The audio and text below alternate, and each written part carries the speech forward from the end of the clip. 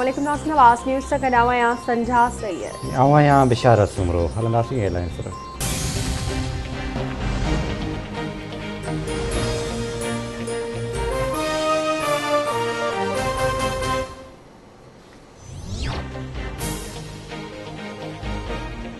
उमरकोट वेझो जहांगीर मोड़ भरिसां तेज़ रफ़्तार डंपर मोटरसाइकिल मथां चढ़ी वियो। हादसे जे नतीजे में 3 ॼणा अजल जो शिकार। ॻोठ दोस्त मोहम्मद राजड़ जा रहवासी मुड़ुस ज़ाल ऐं माउ थॾे ते फौतन में आसिम भील संदसि ज़ाल पठाणी ऐं अमर दसरां भील फौत।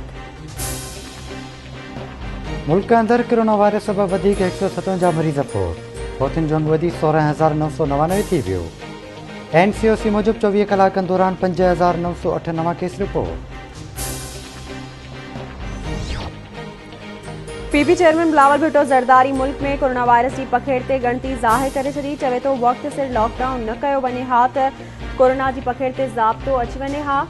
पंजाब ऐं KP में वायरस की पखेड़ हुकूमत की नाअहली आहे। कोरोना की पखेड़ के रोके मुआशी नुक़सान खां बची सघिजे थो। वज़ीर आज़म के कोरोना रिलीफ फंड जी $1 रुपए जो हिसाब ॾियणो पवंदो। PP अॻवान श्री रहमान मुल्क में मुकम्मल लॉकडाउन जो मुतालबो करे छॾियो आहे। श्री रहमान चवे थी मुल्क में मुस्बत कोरोना केसिस जी शरह वधी वई आहे। 2 हफ़्तनि खां पोइ वेंटिलेटर्स की खोट वधी वेंदी।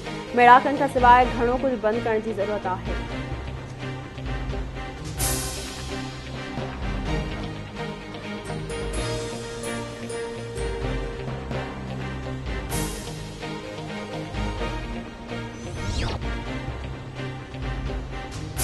ॾुखे वक़्त में असां भारतीय अवाम सां गॾु आहियूं। वफ़ाक़ी वज़ीर फवाद चौधरी जो ट्वीट। चवे थो दुआ आहे त ख़ुदा असां तां बि ॾुखियो वक़्तु ख़तमु करे।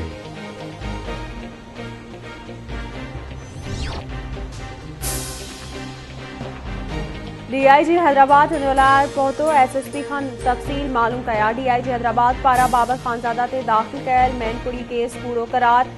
8 एहलकार लॉकअप। DIG वारसिन सां ताज़ियत।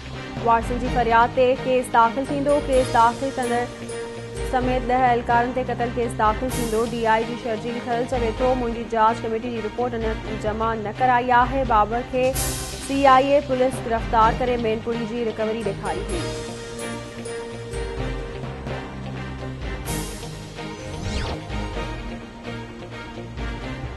सिंजोरो वेझो ॻोठ याकूब खंजराणी में नौजवान नारी जो गलो कपियल लाश हथ।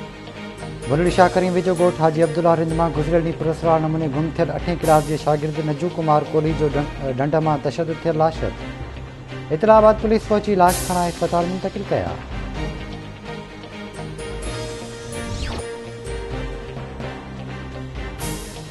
सखर वेझो पुलिस जे मुबैना मुक़ाबले दौरान रोहारी किफ़ायतुल्लाह खे गिरफ़्तार करण जी दावा। पुलिस जो चवण त जवाबदार केतिरनि ई केसनि में घुरिबल आहे।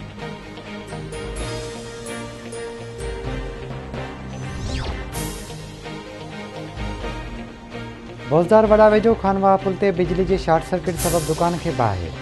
लखे रुपयनि जो सामान सड़ी रखियो।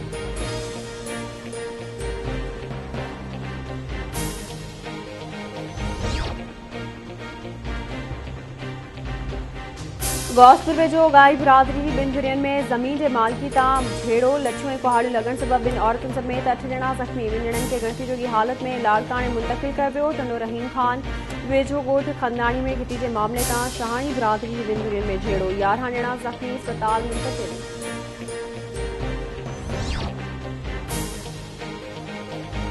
ऐं मौसमियात खाते कराची में हीट वेव जी वार्निंग ॾेई छॾी। ईंदड़ 2 ॾींहनि दौरान मौसम गर्म ऐं ख़ुश्क रहण जी कथी।